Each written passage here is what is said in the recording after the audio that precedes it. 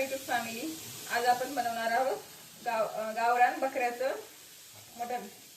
आणि त्याच्यासाठी आपण हे 1 किलो मटण घेतलेलं आहे. त्याच्यामध्ये कलेची गुलडाळ ही सगळं आहे.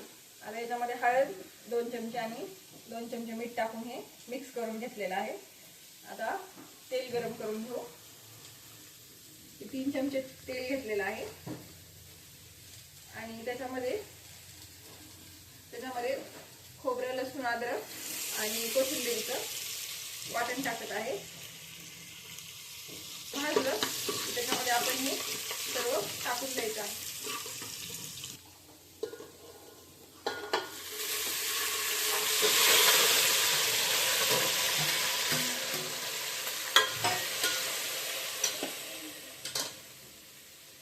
आणि हे सगळं तेलामध्ये टाकून मिक्स करून घ्यायचं आहे. मिक्स करून घेतल्याच्या नंतर त्याच्यावर आपण पाण्याने भरलेले ताट ठेवणार आहोत, जेणेकरून त्याला चांगली वाफ येईल आणि ह्याच वाफेमध्ये लवकर शिजेल.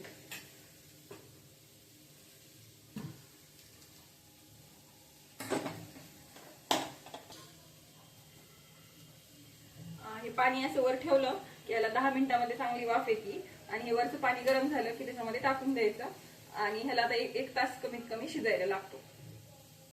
अशा तऱ्हेने आपली उकड मटणाची तयार झालेली आहे आणि ह्याच्यामध्ये भरपूर सूप पण आहे. पण मी आता मटणाची ग्रेव्ही टाईप भाजी बनवत आहे.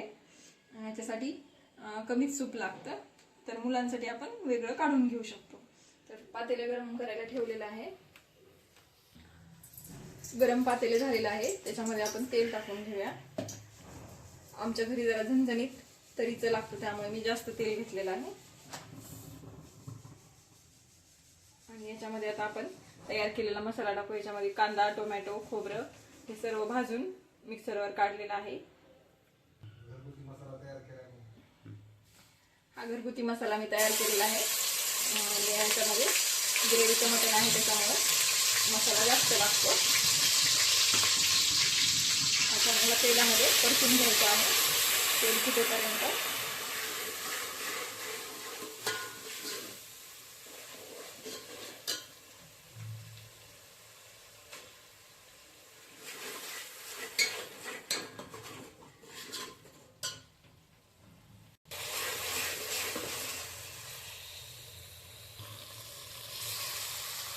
त्या मसाल्याला चांगलं तेल सुटलेलं आहे. आता याच्यामध्ये आपण लाल तिखट, काळा मसाला आणि मसाले टाकून घेऊ. 2 चमचे लाल तिखट टाकत आहे. या चमच्याने लाल तिखट चांगलं भाजून घ्यायचं आहे तेलामध्ये.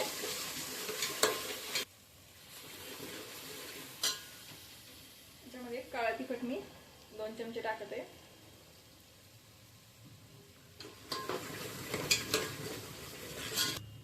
हा घरगुती काळा मसाला आहे, घरी बनवलेला. तुम्हाला उन्हाळ्यामध्ये तो पण बनवून दाखवेल. मसाल्याला चांगलं तेल सुटलेलं आहे. मसाला भाजल्याचं कसं ओळखायचं की मसाला पूर्ण असा कोरडा व्हायला लागतो आणि बाजूने त्याला तेल सुटतं. आता याच्यामध्ये आपण उकड टाकून देऊ.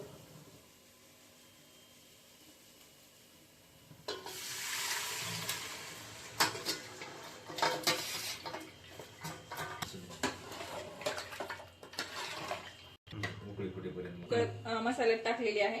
आता याला 5 मिनिटात स्लो गॅसवर उकळी येऊ द्यायची आहे. अशा प्रकारे आपल्या मटणाला उकळी आलेली आहे. तुम्ही बघू शकता घरच्या मसाल्यामध्ये छान कलर आलेला आहे आणि चवही चांगली आहे.